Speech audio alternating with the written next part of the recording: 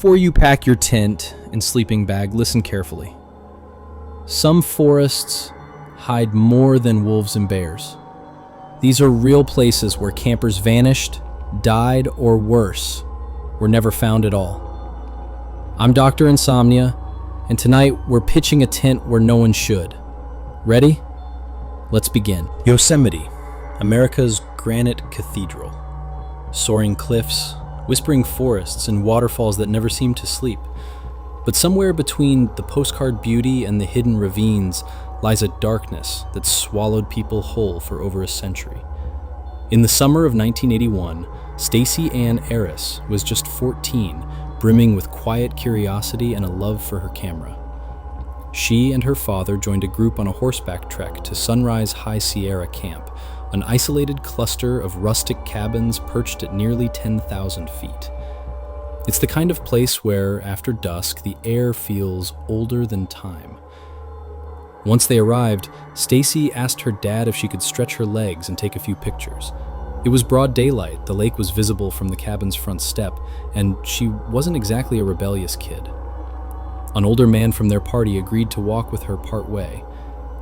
But as the trail climbed higher, he needed to rest.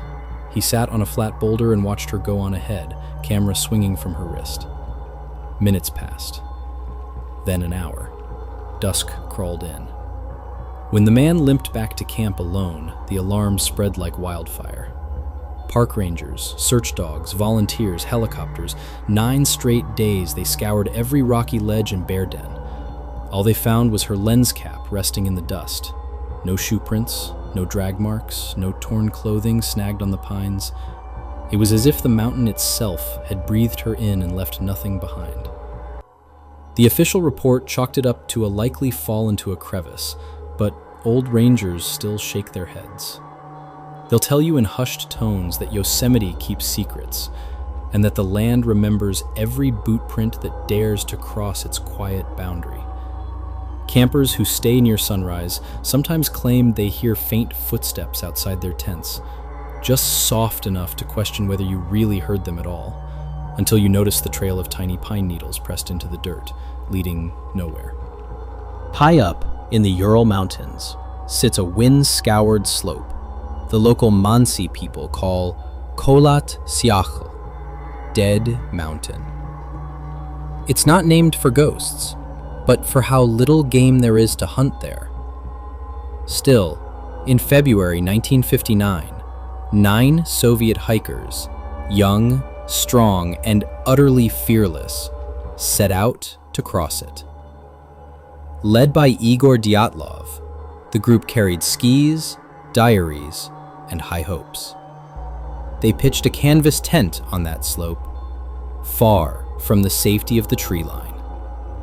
Then, they vanished. Rescue teams found the tent days later.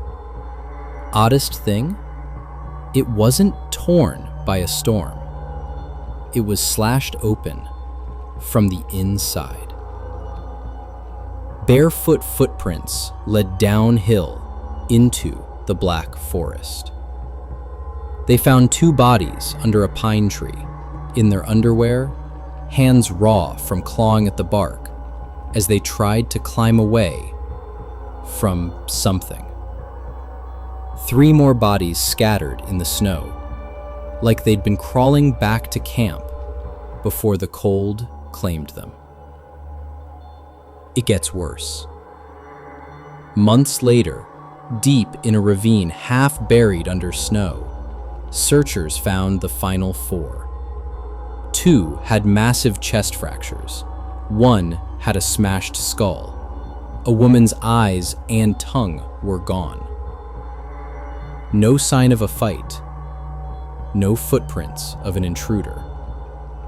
Tests found radiation on their clothes. Officially, it was called an avalanche. But who rips open a tent to run half naked into a -30-degree blizzard? Theories swirl like the wind that never stops howling through Dead Mountain. Top secret military tests, infrasound-induced panic, alien visitors, a hidden predator in the trees? No answer satisfies the Russian families who still light candles every February for the 9 who never came back. Climbers say that if you spend a night on Kholat Syakhl, you'll hear it too. The soft crunch of unseen footsteps circling your tent. The flap of canvas moving when the wind is dead still. Sleep comes slowly there, if at all. Georgia's Blood Mountain. The name alone has teeth. Rising along the Appalachian Trail, it's lush in spring, breathtaking in fall, and soaked in more tragedy than any guidebook ever mentions. On New Year's Day, 2008, Meredith Emerson, 24, sharp-witted, black lab at her side, laced up her boots for a solo hike. She knew this trail. She knew the crisp silence under tall pines, the way the sun flickers through the bare branches. She didn't know Gary Michael Hilton was waiting there too. Hilton was a drifter, old, soft-spoken, a monster in disguise. He'd chosen Blood Mountain as his hunting ground.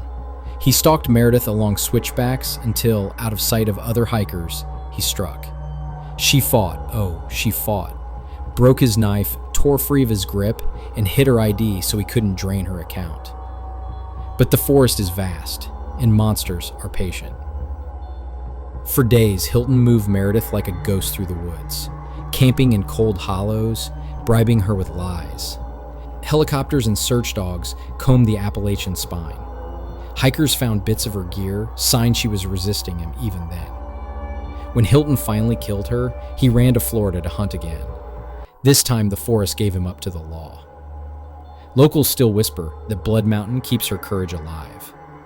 Campers swear they hear a woman's soft voice urging them to keep moving if they feel watched. Some hikers say a black lab sometimes trots just ahead on the trail, turning to look back as if to warn them that evil still wanders these woods on quiet winter days. Hike Blood Mountain alone if you want, but if you hear footsteps behind you and there's no wind, don't turn around. Not yet. Hoia Baciu, a name spoken in hushed Romanian dialects. A forest that bends more than just the trees. Locals call it cursed. Scientists call it a puzzle. Campers just call it a mistake. Legend says it began with a shepherd who herded 200 sheep through its twisted trunks. Neither he nor his flock were ever seen again. Centuries later, a biologist snapped a grainy photo of a disc-shaped object hovering above the treetops. That single image birthed Romania's greatest UFO fever. Yet the forest didn't care about headlines. It already had centuries of ghosts woven into its mossy soil. Deep inside is the clearing, a perfect circle where no plants grow. Hikers lose hours there. Watches stop. Electronic gear glitches. Some say the air hums, an electric buzz that raises the hairs on your arms. Paranormal teams come from all over.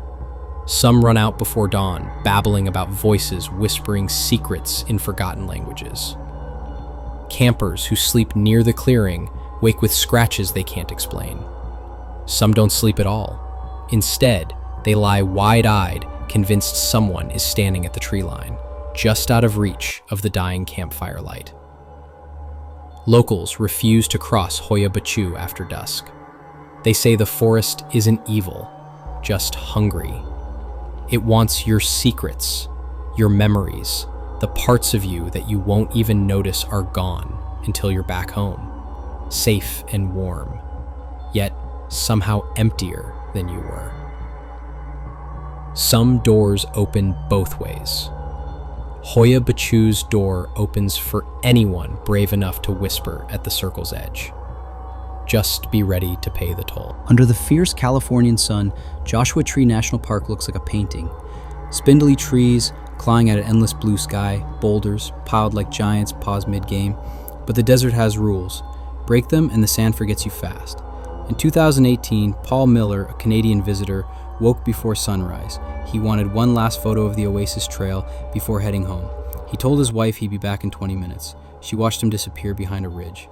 She never saw him again. Rangers found footprints that circled, then vanished. Helicopters hummed overhead. Search dogs combed every canyon, calling for Paul long after hope faded. For 16 months, the desert kept its secret, until a park volunteer stumbled across a few scattered bones, hidden in the rocks a stone's throw from where he started. No sign of a fall, no clear cause of death. Maybe heat stroke, maybe a misstep.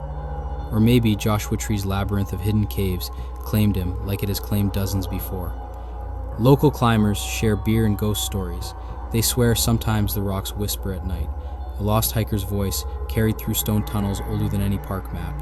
Some believe there's an entire network beneath the surface, old mines, natural caves, and once you slip in, you become just another secret this harsh land keeps, under lock and sand.